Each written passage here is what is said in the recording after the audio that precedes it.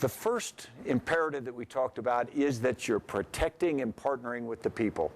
Now, people say, okay, of course we're going to protect the people. What are you protecting them from? First, you're protecting them from obvious threats. You're protecting them from the insurgency, being attacking them. But it's more subtle than that. You're also protecting them from the subtle threat at night. The son who may go to school and be threatened at school, or the night letter that arrives. And you have a constant possibility of threat from the insurgency, direct and indirect. You also have more subtle threats.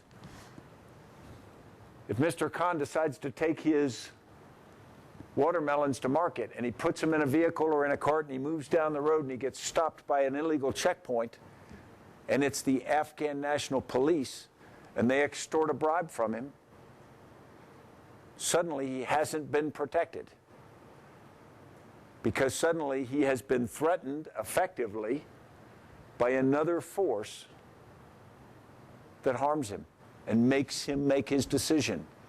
Similarly, if we come to protect him, and if we land our helicopters, if we drive our vehicles through his orchard and knock down his orchard, even though we say we came here to protect you, we've suddenly taken part of his livelihood. And we did the opposite. We didn't protect him. And so he and his family these are all parts of the argument. And we have to give him the impression that not only we're able to protect him, we're willing to partner with him. We're willing to understand what it is important to him.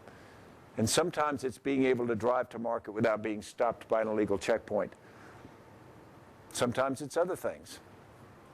There's a great tendency to forget this part of counterinsurgency and get on to the more simple aspects of it.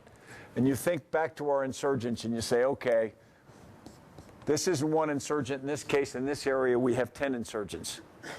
And we say we're going to go after the insurgents. So we go after the insurgents and we run an operation and we kill 2 of them. So how many insurgents do we have in that area now? Easy answer is we have 8. But that's not correct normally. If you're very, very lucky, killing 2 will convince some of the others not to stay in the insurgency, and they'll leave the insurgency. You might have less than 8.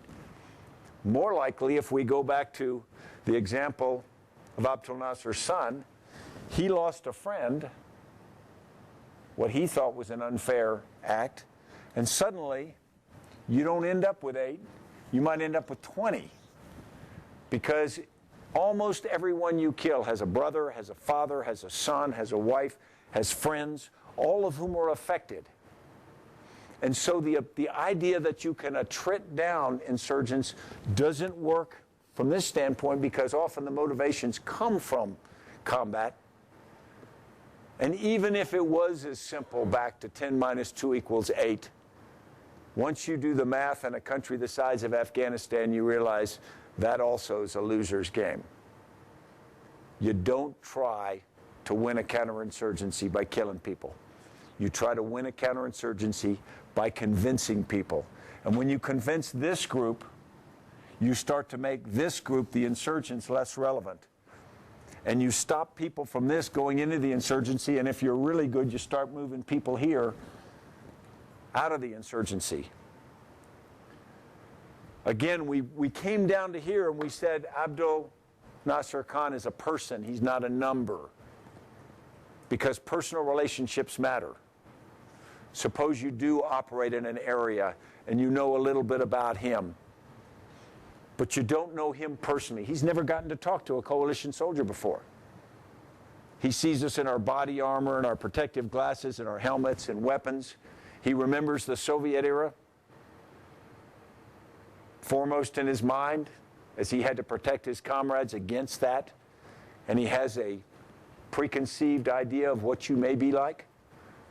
We don't speak his language, so we walk through his village, unable to communicate, but sending an implied message that we are menacing, and sending an implied message that we're scared, because we go in large groups in armored vehicles in our own personal armor, And we expect him to walk around with nothing, so we give him the impression that we are in some way scared, and that fear sometimes translates in menacing ways.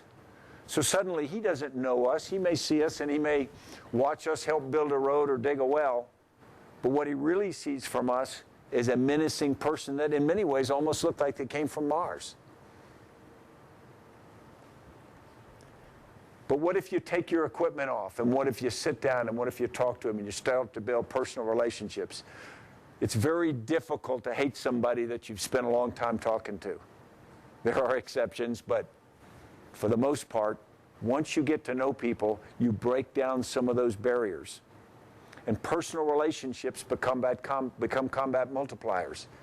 If he can start to believe in us and believe in Afghan National Security Forces and Afghan National Policemen and local politicians, suddenly there's a different linkage.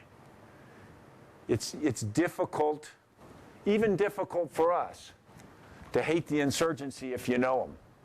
For people who've ever dealt with either reconciled insurgents or gone and spent a lot of time in detention facilities, guess what? They got names, they got families, they got histories. And you often find that the motivations that drove them to the insurgency are not much different from what would have caused you to make the same decision in their position. And many times they have pretty admirable ideals. And so suddenly when you break this into people, personal relationships, things start to change.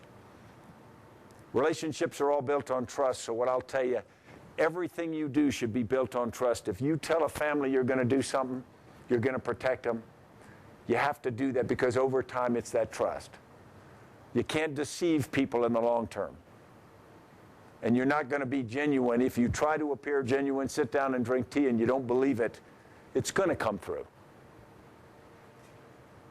And so it really requires us all to go through a mental process where we change how we think.